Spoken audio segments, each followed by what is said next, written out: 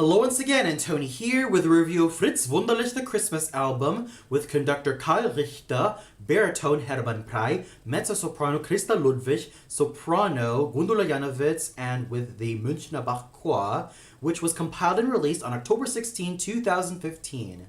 Fritz Wunderlich, one of my all-time favorite lyric tenors, who I really adore, not only because of his exceptional musicianship, but because of the wonderful legacy he has left, especially considering the fact that he has become a great role model to a lot of lyric tenors. This gentleman was extremely well known for his portrayals of Tamino from Die Zauberflöte, Belmonte from Die Entführung aus dem Serail, Leucippus from Daphne, Lenski from Eugen Onegin, Conte Almaviva from Il Barbiere di Siviglia, and Alfredo Germont from La Traviata, just to name a few. What he was very well known for was not only the fact that he was a great musician, given the fact that he started off as a French horn player, but his amazing style, which made him all the more reliable in all of these noble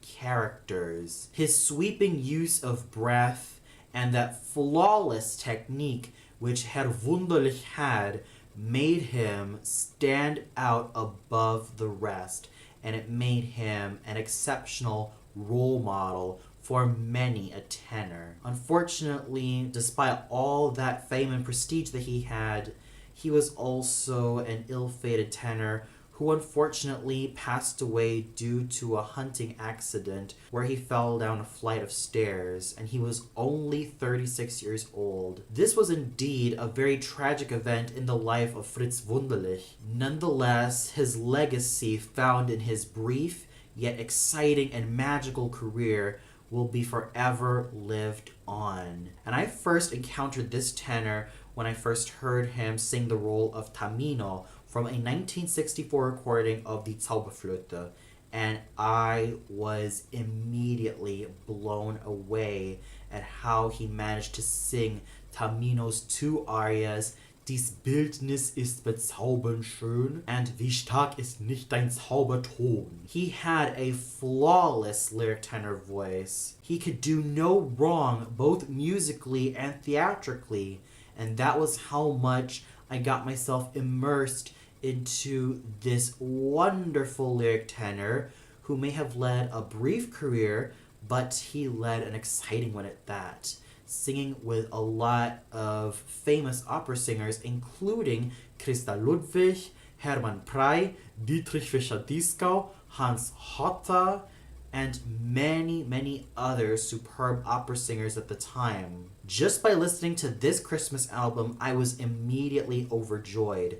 It started off with his wonderful rendition of Stille Nacht, Heilige Nacht, known in English as Silent Night, Holy Night, in which he sang with Hermann Prey, and their voices blended together in a heavenly way. They were able to complement each other so flawlessly, with Fritz Wunderlich's pristine lyric tenor voice combined with Hermann Prey's absolutely charming and masculine lyric baritone voice.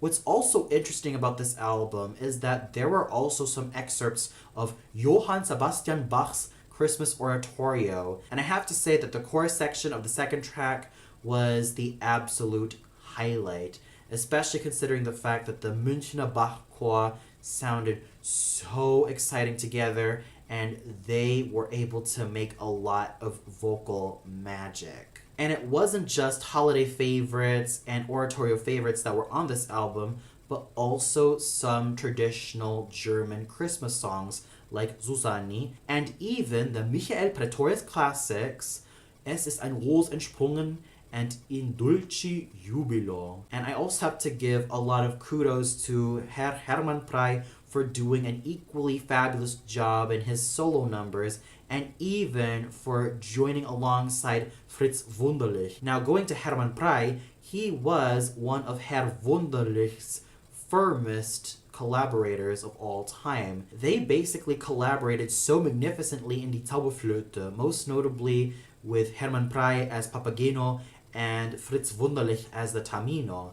And with Herman Prey, he had an equally flawless lyric baritone voice, which made him so ideal in roles like both Don Giovanni and Leporello, Figaro from both Le Nozze di Figaro and Il Barbiere di Siviglia, Wolfram von Eschenbach from Tannhäuser, and even Sixtus Beckmesser from the Meistersinger von Nürnberg. He had a certain roundness and richness to his voice, which made him stand out so well. And my very first experience with Herman Prey was when I heard him as a 9-year-old singing Papageno's birdcatcher aria, Der Vogelfänger bin ich ja, from Mozart's Die Zauberflöte.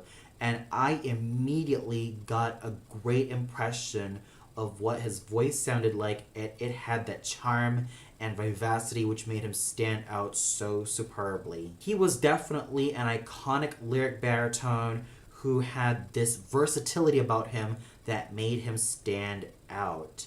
And his collaborations with Herr Wunderlich were absolutely peerless. And since we're also talking about some excerpts of Bach's Christmas oratorio, Gundula Janowitz and Christa Ludwig also lent their voices into the quartet. And let me just tell you that Gundula Janowitz sounded like an angel from heaven. The way she was able to use her silvery and clean and clear lyric soprano voice made her so addicting to listen to. And equally as fantastic was the great Christa Ludwig, whose smoky, firm, and absolutely strong-sounding dramatic mezzo voice made her an absolute star in her own special way. So overall, if you are a great fan of Fritz Wunderlich, then this album is a definite must-listen. Whether you are a fan of oratorios like the Christmas Oratorio by Bach, or even of traditional German Christmas songs, then you will not be left disappointed.